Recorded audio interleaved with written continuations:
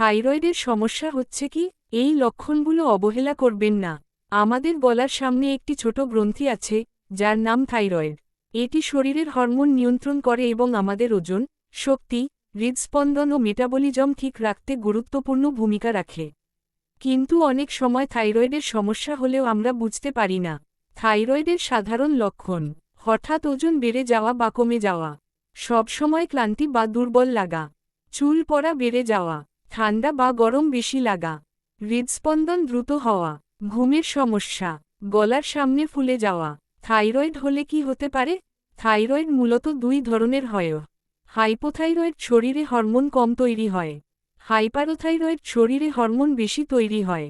Thyroid নিয়ন্ত্রণে রাখার কিছু উপায়: নিয়মিত স্বাস্থ্য পরীক্ষা TSH টেস্ট, আয়োডিনযুক্ত খাবার খাওয়া, নিয়মিত ব্যায়াম করা, অতিরিক্ত স্ট্রেস কমানো, ডাক্তারের পরামর্শ অনুযায়ী ওষুধ খাওয়া। মনে রাখবেন, থাইরয়েড ধরা পড়লে ভয় পাওয়ার কিছু নেই।